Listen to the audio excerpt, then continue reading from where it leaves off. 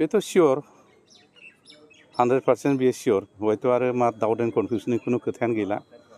दिनै भट जोबनायनि उनाव फैगौ जेनाखि 23 तारिखआव जि रिजाल्ट जागोन बे रिजाल्टनि उननिफ्रायनो बयबो मिथिनो मोनगोन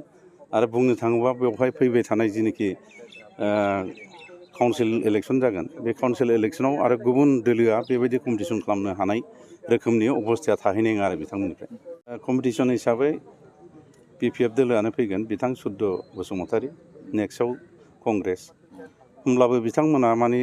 जोबोद जों मित्रजोतनि प्रार्थी हिसाबै आं निर्मल कुमार ब्रह्मनो जेरैबायदि रायजोफ्रा भट होगोन बिनि गोबां गाहायाव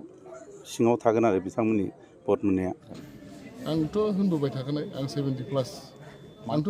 आवगायनिफ्रायनो बुंबोखादों जे आं 1 नाम्बाराव थागोन सोरनि गेजेराव जागोन दावहाया जों मोनथामबो समानानो फ्राय खिन्थु आं 1 नाम्बाराव थागोन आरो आसायाथ' थिगैनो दङ आं दाखालिफोर बुंबाय थादों केम्पेइनफ्राव खिन्थु दिनै आं बारा बेबायदि बुंनो हानाय नङा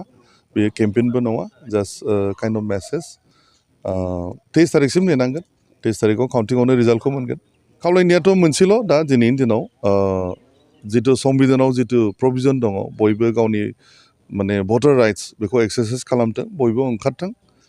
गावनि बिबेक भट गावनि पसन्दनि केन्डिडेटखौ होथों बयबो बेहाय खुनु फर्स गैया आं रावखौबो आं फर्स खालाया रायजोफ्रा बुजिगौ रायजोफ्रा मिथिगौ सोरखौ होनांगौ गासिबो रायजोफ्रा गावनि डिसिसनखौ लागोन आं बेखौ आबान खालायदों